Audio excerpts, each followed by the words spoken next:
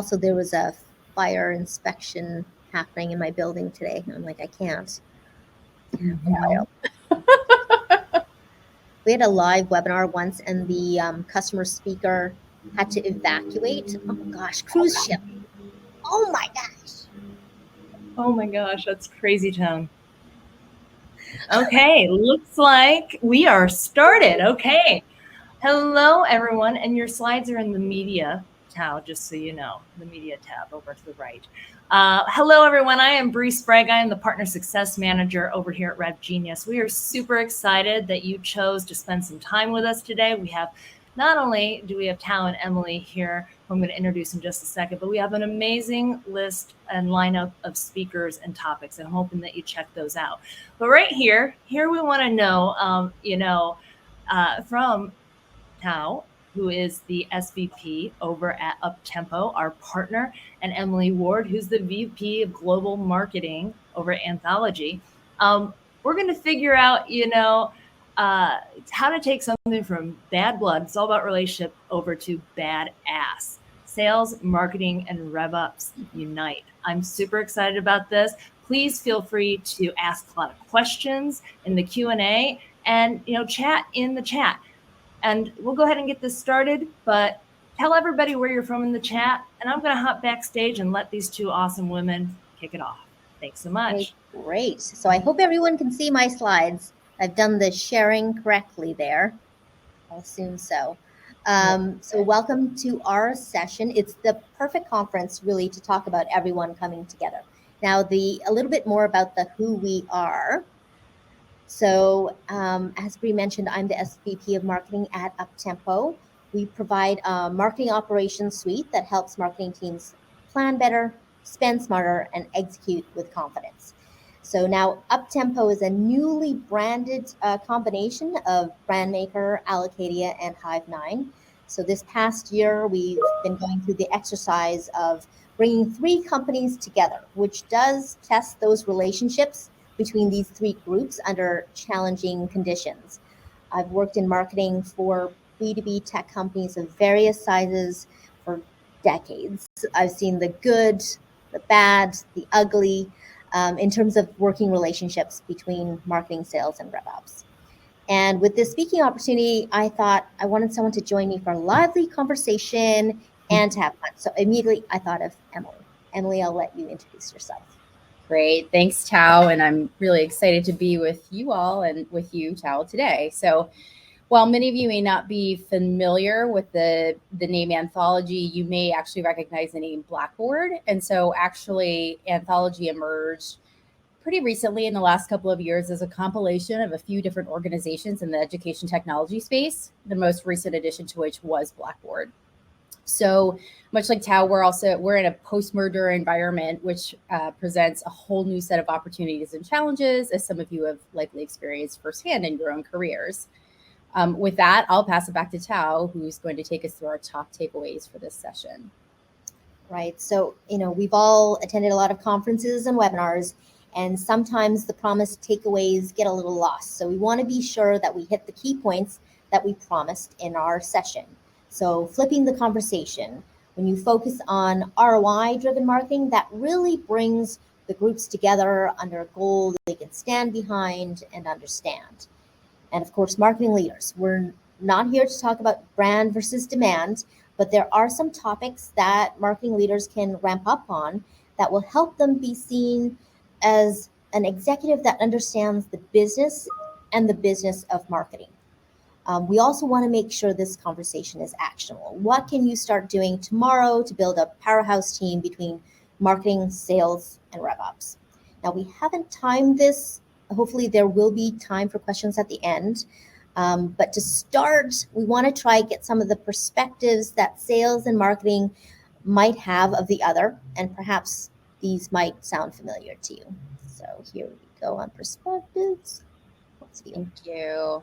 Yeah, great. So one thing I wanted to mention is that I've actually had a seat on both sides of this table, having built and launched a solution that I eventually moved into a business development role to support the growth of. So I've heard and am likely guilty of saying a few of these things myself. But these are just a handful of generic examples of things we've all likely heard over the years in one form or another. So from the sales perspective, we're really focused on pipeline generation and that grueling task of sifting through a lot of conversations to get those nuggets of gold that are going to turn into opportunities and eventually sales. So there's oftentimes a perception that marketing is only focused on the look and feel of things, making them pretty, and that the level that marketing's operating at is a little bit too high, right? So a little bit too much flash and not really a lot of substance.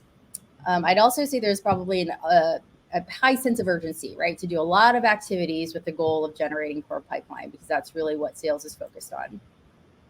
And from a marketing perspective, the team really wants to know what's happening with the leads once they're actually generated.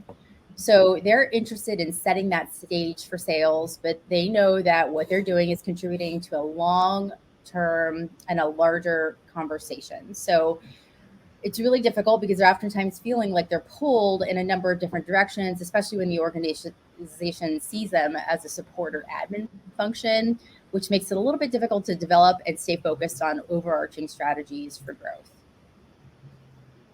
So why are we at odds? Well, from the sales perspective, again, we're working with the most unpredictable part of the process, which is people. So sales needs to tap into their intuition and think about what to do and say, which requires a certain amount of flexibility in positioning their talk track. They're really focused on and accountable for closing the deal. So that's what's right in front of them. Whereas from the marketing perspective, we're looking at this as selling as a series of steps, right? So we're really thinking about how we're going to draw in potential customers into the funnel by raising awareness and adding value to the conversation. And then we know that this is a long haul, right? We're trying to move prospects through each stage of the various funnel stages, which really takes time and unfortunately doesn't necessarily happen overnight. So this, of course, begs the question, what is the factor that unites us? Yes. In order to work better together, we have to find some common ground because it should be a partnership and not a battle.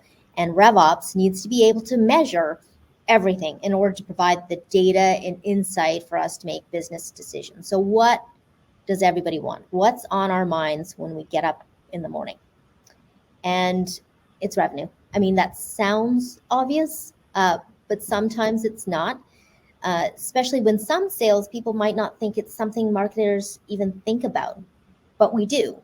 I remember being at one company where the marketing team would go on these fun quarterly reward trips because we hit our MQL goals. But the sales team weren't able to close enough deals to hit the company revenue goals. So it didn't make sense for us to celebrate when the company didn't achieve their targets. And today, marketing is responsible for pipeline. And the team, marketing, sales, and RevOps were responsible for net new and expansion revenue together. And Emily will do a deep dive on that shared funnel. Yeah, so this visual should be quite familiar to all of you. Of course, the naming convention of the different sales stages is going to differ across your organizations, but the points I wanted to cover here should really resonate regardless. So if we're starting at the top of the funnel, right? This is where marketing is really doing this hard work of warming up the conversation because let's face it, most quality leads don't just fall in our laps, right? There's this job of raising awareness. And again, perhaps through things like thought leadership and adding value and really teeing up sales for a conversation that is value add. And so we do know prospecting is a necessary evil, right? So here you've got marketing contributing to the conversation. You also have sales contributing to the conversation. But again, marketing's goal really is to tee sales up and ideally by adding that value so that conversation starter becomes a less challenging feat. So then you start thinking about leads, right? And to me, the leads is when someone's raised their hand, they've showed intent, they're interested in a specific product or service. For anyone who's measured the data, you know that we have to sift through a lot of leads to get to a closed won sale, right? I was just having some conversations with Forrester, talking about industry benchmarks, and really across a number of industries, we're looking at a sub 1% lead to close one conversion rate. So again, you're doing a lot of work to get to that sale. But not all leads are created equal. So when the focus is on lead quality, you actually start to need less of them to hit your targets. So for example, if you had the choice between 1,000 leads that convert at 1% or 100 leads that convert at 10%, which would you prefer? So of course, both of these scenarios yield 10 sales, but obviously the preference is to have less conversations, more quality conversations. So generating those higher quality leads is really going to help reduce the amount of work the teams have to do to get to sale. So it's critical that you know and prioritize your highest quality lead sources. So once we have a sale in the door, a lead in the door, we really have to be quick about how we reach out to them, right? So how quickly you do that is going to have a direct impact on whether the deal is won. And I can't tell you, I'm sure you will all experience the same. In my personally vetting vendors over the years, I've had folks that won't get back to me for weeks or even at all. And this is after I've done the hard work of saying, I have budget, I'm trying to buy in 2 to 3 months, right? I've done the BANT criteria for them. And still crickets on the other end, which is just an entirely frustrating conversation for the prospect going through this whole process. So, that speed to lead is really critical, and you don't want to leave that bad taste in the mouth of the prospect.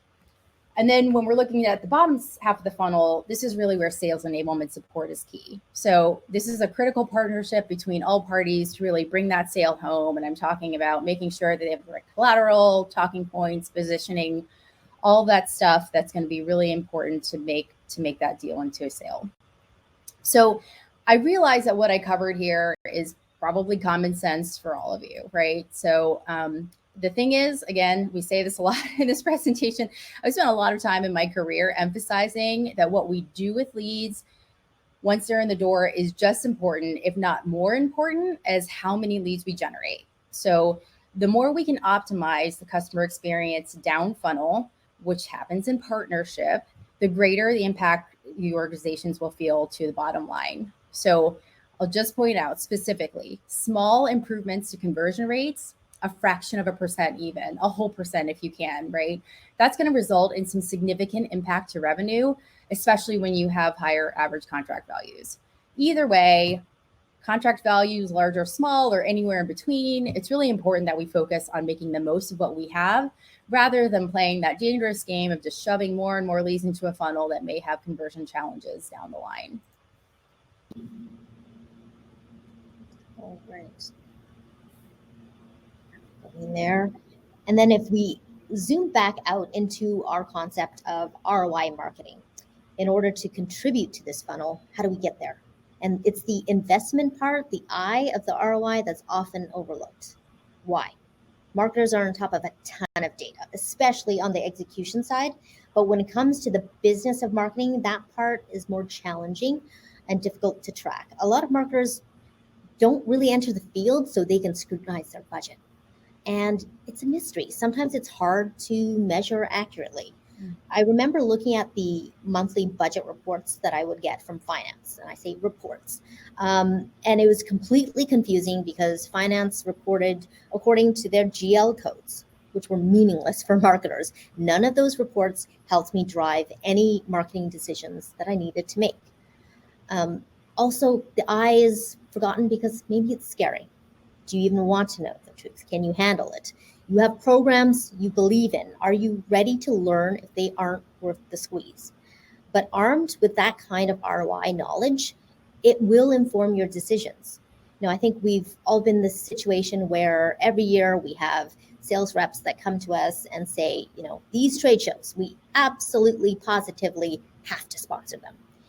And with the right software, you can easily look up the ROI of any marketing program, and you share that data back with them. And it becomes a data-driven conversation, not anyone's subjective feelings. And you're able to have this data because your marketing investment is tied directly into your CRM.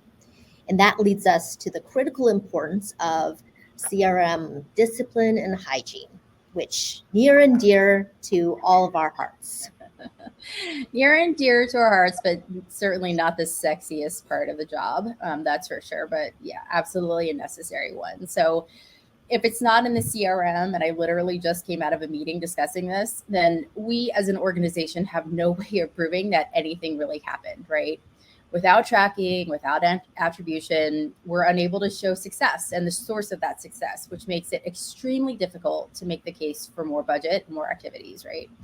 So I've had the privilege of working at a handful of organizations with very significant budgets, but no marketer I know has ever had an unlimited budget. So if you're out there, very lucky, but most of us working with limited budgets, right? So we always need to pick and choose where to spend our time and money. And marketing will invest all day long if we can actually see ROI. It's a no-brainer for us. It's a no-brainer for the organization. And where there is ROI, we'll certainly partner with the appropriate parties to make the case for more funding. On the flip side of that, back to priorities, it will be extremely difficult to get the time of day for marketing if there are no results or positive return. This is why it's so important that we have a source of truth for what's happening to the leads that we're generating. So this brings us to the next point, which is using this data to really identify areas of optimization. And so this is the fuel for data-driven decision-making so that we know where we want to spend our time and resources as a business. We focus on the things that work, we optimize or phase out the things that don't. And it's pretty much as simple as that. So once I was able to instill this type of discipline at one of my former organizations, we really began to make drastic and intentional changes to the marketing mix.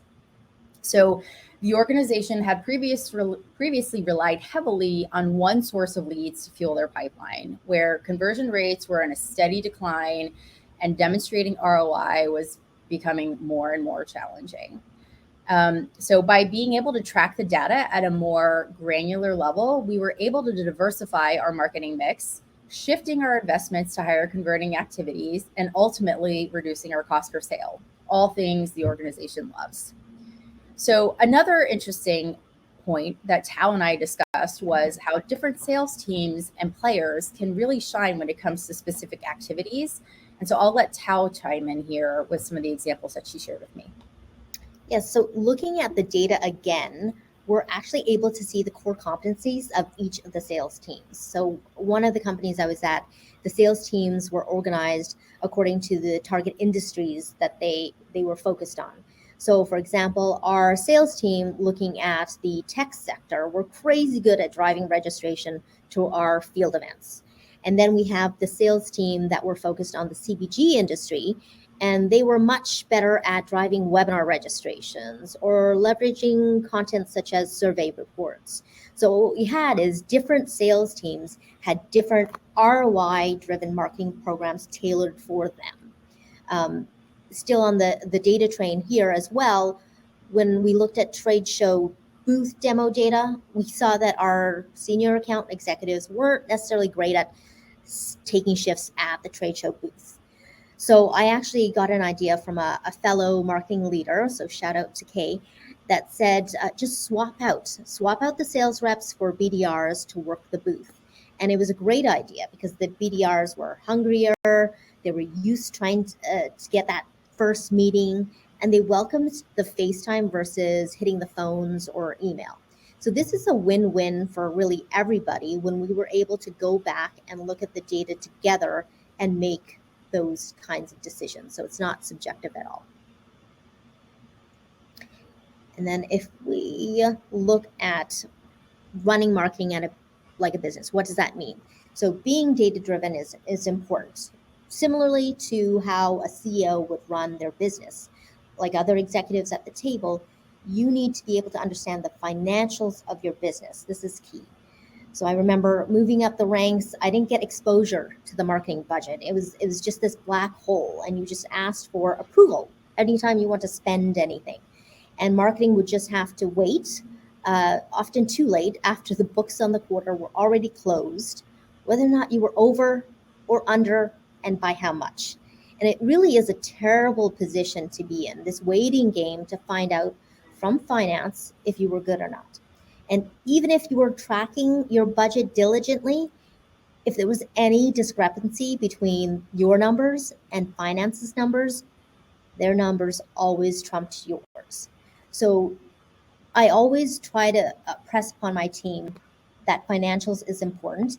And I actually say a team that budgets together stays together. Very corny, but if you're on my team, you're forced to understand budgets.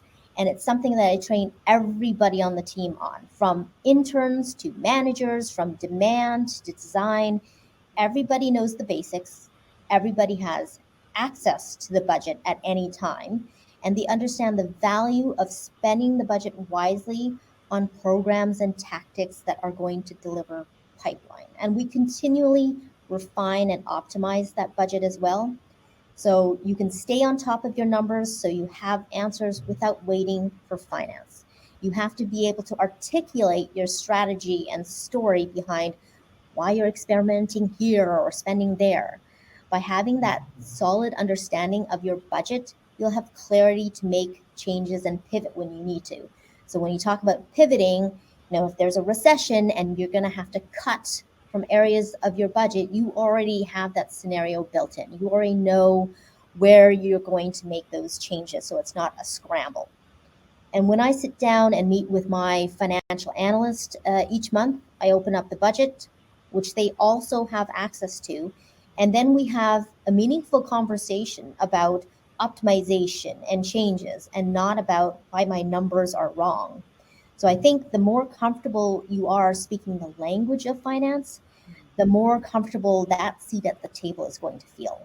And this is where you can shed that arts and crafts reputation and be more data-driven, ROI-driven marketing leader.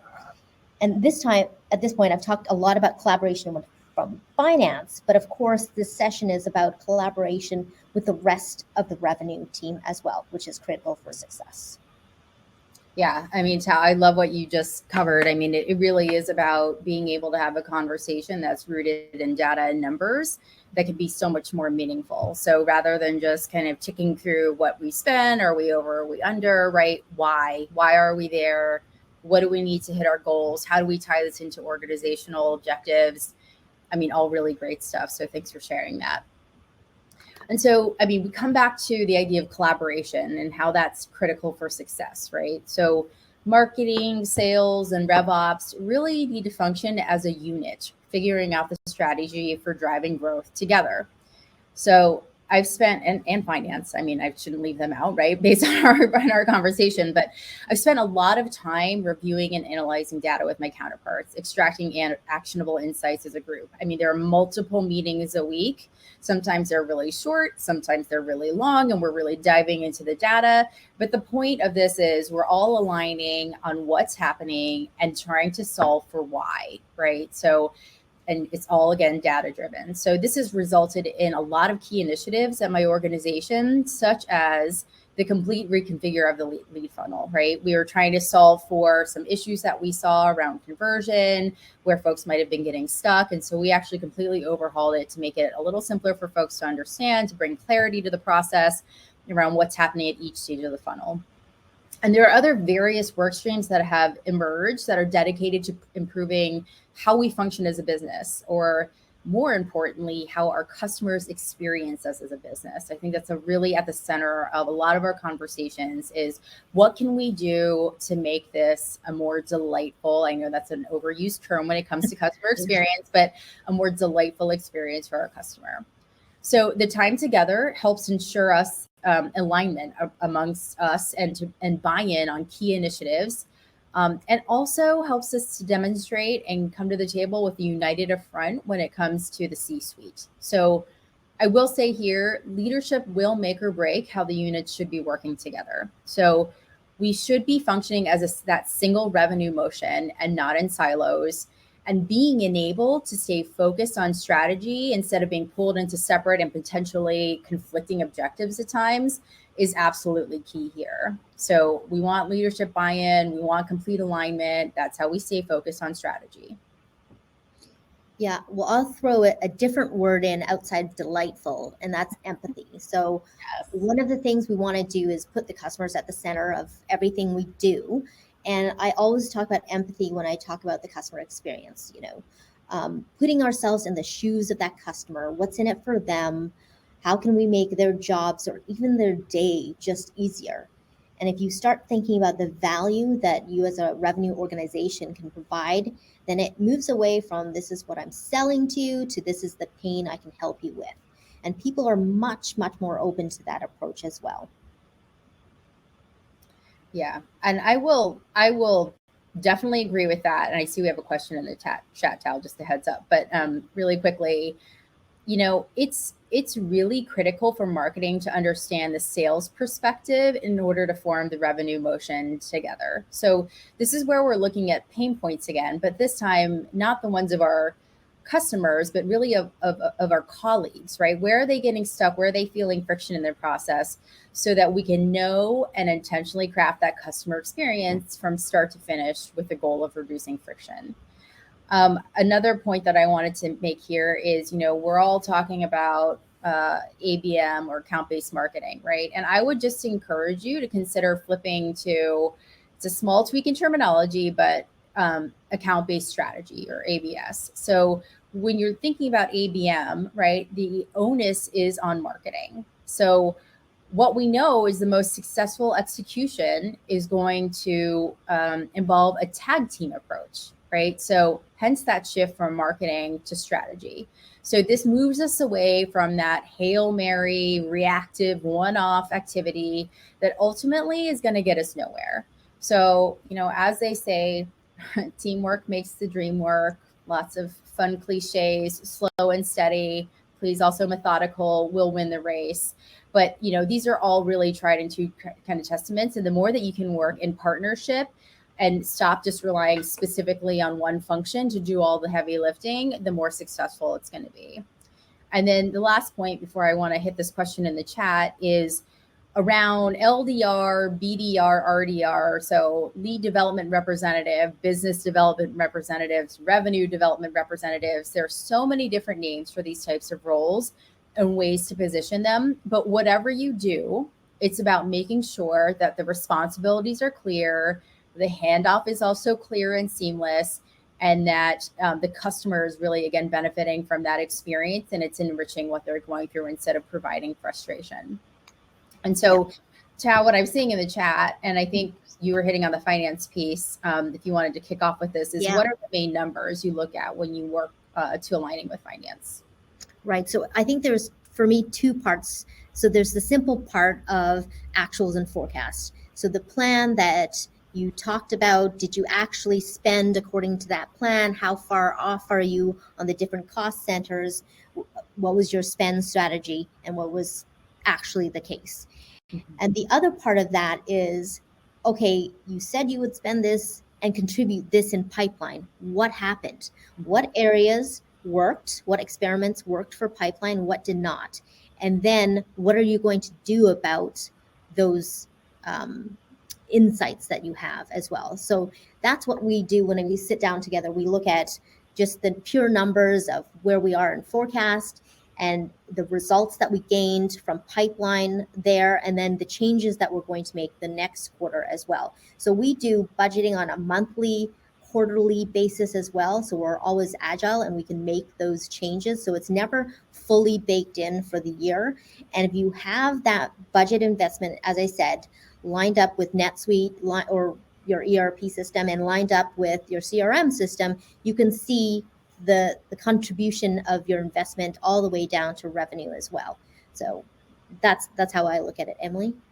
Yeah, no, I think that's what we're aiming for. And actually, this takes us really well into our next slide, if you don't mind advancing. But I mean, this is really where that technology piece is so critical, right? How does technology connect everything? Again, another common sense statement. But I would say one of my challenges was actually tracking ROI at a more granular level. So, trying to track ROI was actually a really heavy manual lift of where I was trying to understand the ROI for a specific campaign or a specific event, right? The way the systems were built, it was not necessarily facilitating that. It required, again, huge manual lift.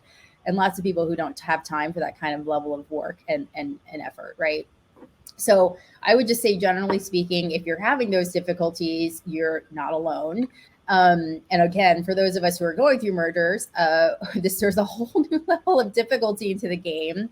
So I would say, just wanted to introduce or reiterate on the point of what a marketing performance management solution does, right? And it's really exists with the purpose of helping prove marketing value to the business. So I personally couldn't see ROI at a granular level. So I started the search for an MPM solution, marketing performance management, almost 2 years ago when I stepped into my role from a different part of the business and realized very quickly that I could not track ROI at a more granular level, right? So how do I manage my teams? How do I tell them where to focus? How do I stop doing the things that aren't working?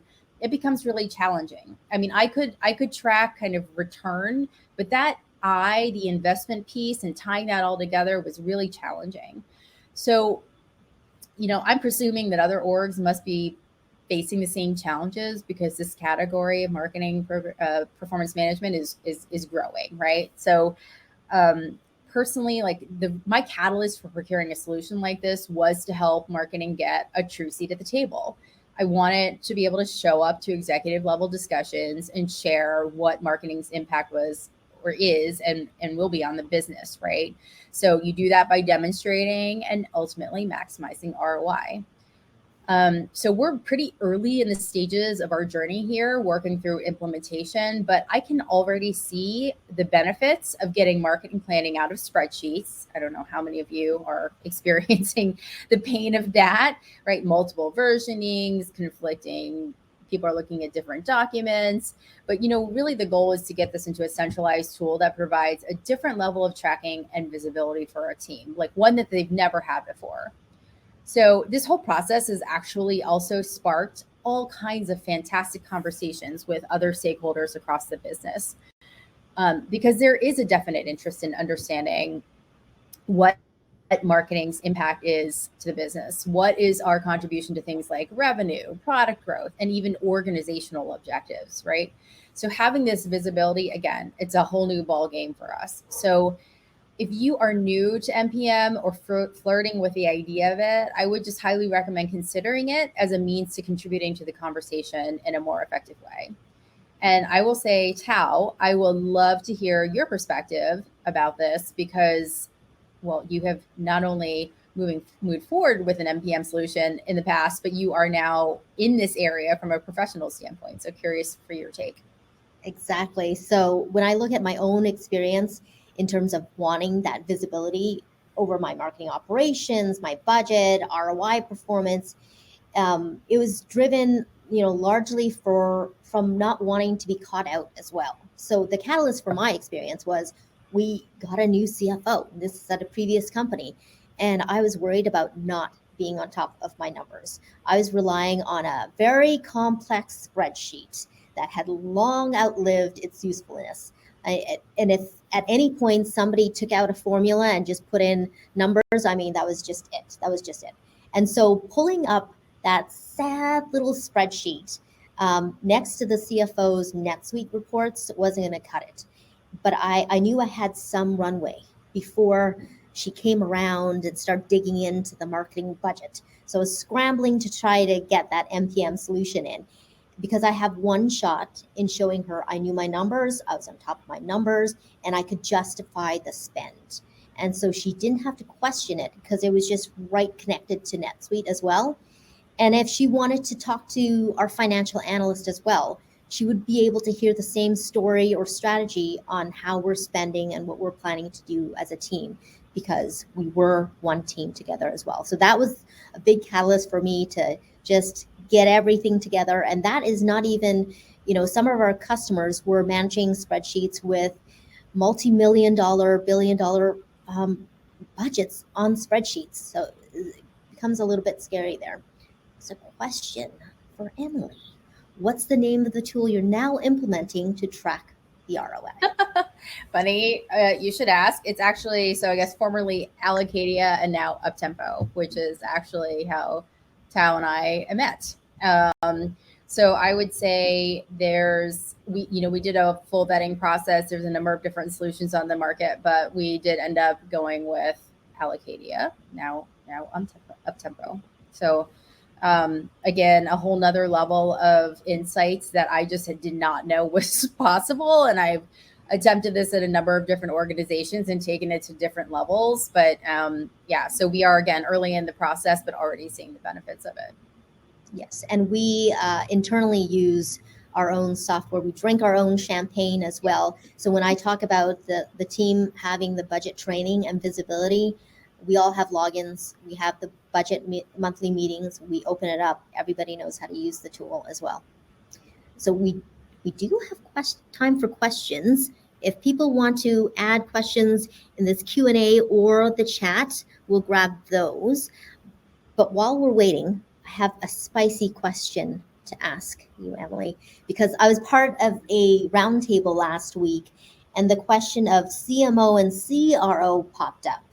And in fact, it was the scenario of the CMO reporting into the CRO. Wasn't a popular scenario. People felt very strongly about this. It just went on and on for a discussion. I actually hadn't heard that reporting structure before. And, if I had to think about it, put myself in the CEO's shoes, I'm assuming they're wanting to put a CRO in place because then they'll know somebody is passionate about or responsible for or focused on revenue specifically. Yeah. And maybe they think the three areas can't work in harmony without reporting to one head. And that's part of the stigma of CMOs not having the revenue or financial chops to be a CRO, I think, to run their marketing organization with a revenue focus. But it was a hot topic.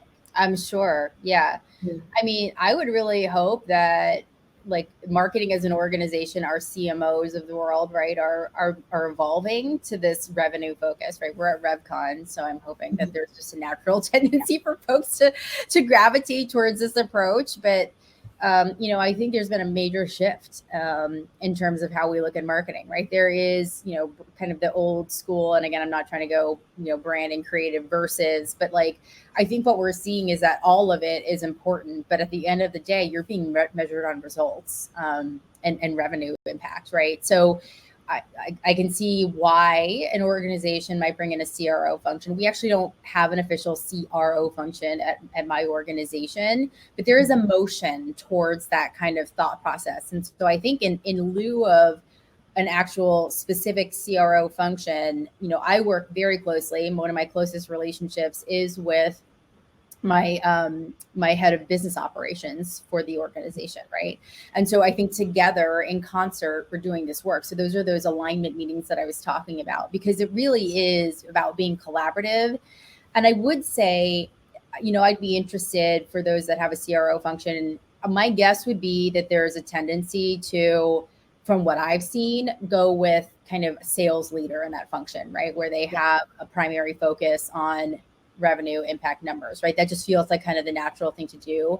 What I'd love to see that the function really evolve into is a true understanding. And I think it's not that easy to come by, right? Have you sat on both sides of the table? Do you understand the challenges that each of these groups faces? How can you marry and collaborate and make all of that happen in a positive way? So what I'd love to see is more and more leaders that have stepped over to the other side of the line, right? And can really represent from both sides, because I think there's different, very valid, different perspectives there. Mm-hmm. Absolutely. And also in the spirit of Halloween, I'm going to ask a question about nightmares. So what is a nightmare situation that you've been in, and have you survived? So as you think of that, I'll start with my nightmare situation. So in a company I was at, we did have a CRO, and he wanted to turn off the demand tap and explore ABM. And there wasn't actually true buy-in from sales, marketing, or RevOps as well. So I can just tell you, it was a nightmare getting that off the ground. Of course, it didn't go anywhere. Nobody knew who was on first. There's technology issues. So that it was definitely where the collaboration, partnership, and communication just utterly just broke down there. So that Yeah. was my nightmare. Yeah. Barely survived. I mean, I would say I advise any of my organizations that I've ever worked for, please do never turn off the demand tab, right? Like that is just like, you need to diversify that marketing mix. Like you never want to put all of your eggs in one basket, because that is risky, right? And then what ends up happening is when you have that gap, you may not feel it immediately, but when you look down the line, depending upon what your average deal velocity is, you'll see that drop like somewhere down the line. And then that's when you're going to be scrambling, but it's already too late, right? That ship has sailed, and then you're trying to make up for it in different ways. So that is definitely something that I've had to talk even clients of mine out of, right? Like, please don't turn it off. Like, even if you go down to a low hum, but like, obviously, the ABM or AVS function is really a critical one that we should be exploring further. I think it's really hot at a lot of organizations right now, but I do firmly believe like diversifying that marketing mix, your strategies is really, really important, so that you kind of don't get yourself in a pickle down the road. So thanks for sharing that one. And then just one last question, because I think we can fit this in, is planning season. I think this is, for a lot of organizations, planning season. So I'm always curious how other organizations, other leaders tackle their planning. How do you do your planning? When do you do it? How often do you do it? Do you track back to the plan to see how you are? What's happening there in terms of planning? Are you in planning season right now, Emily? Yeah. So we are. We're actually kind of in a weird hybrid place because of the merger, right? So our fiscal year is switched. So we've been in planning season for the last year, actually. It's an ongoing process. But what I will say is, in my perfect world, being a marketer and understanding kind of the deal velocity at the organization, how long it really takes to get things through the pipeline, when you're thinking about that funnel where marketing is working, we're starting pretty top of funnel. So I want as much leeway as possible to start filling pipeline. And so I'm really actually not even looking at this year's targets. I mean, I am, but also, again, some of that ship has sailed. I'm really looking at what is our direction as an organization moving into the future, so I can help support and fuel that. And part of that is really having these data-driven conversations around budget to help make the case for appropriate budget to support organizational growth goals. So all of this that we've covered today is happening kind of in concert with the goal of being able to help educate, help understand the impact of marketing, so that we can make the case for additional budget to fuel that growth that's desired by the organization. Because again, no organization that I've ever worked with has been like, you're okay, let's just like dial it back this year. We don't want to grow. Everyone's looking for growth, right? And that comes at a price, right? Marketing isn't free. We obviously try to tap into as many organic opportunities as we can. But when you're really looking to scale and support that growth, it's really important to understand what are those activities and what is the investment that's required to make that a success. Yeah, and I think what you said before about marketing wanting to invest all day long if you can show ROI. Yeah. If there's ROI in a program, we can, definitely shift investment there, and you'll find that there will be extra funds on the table as well. So sometimes there is extra budget left on the table. Should we give it to sales, marketing, IT, or whatever? And if you can show that ROI, you'll get that money. Yeah, so absolutely. I mean, so both ways in terms of figuring out, where you need to cut from programs and where you would put extra budget in to hit pipeline goals as well. Absolutely. Yeah. So I don't think there are any more questions in the last minute and a half. So we should wrap it up. I don't know if Bree's coming on board, so maybe I'll wrap things up on this side. It was great having everybody take time out of your busy days. I know it's like midweek, back-to-back meetings. We're all in that. So taking your time to spend time with us listening, and also Emily taking your time to prepare and being my partner in crime in this great. It's fantastic. I didn't knock anything over on the table. I say that it's a success. So thank you again. And really, as we go into planning season, I wish everybody good luck, good thinking, and good data. Good ROI. Yes. Good Thank you, Tal. ROI. Thanks for including me. Really appreciate it. Thanks all. Thanks for your time Great. today. Thanks.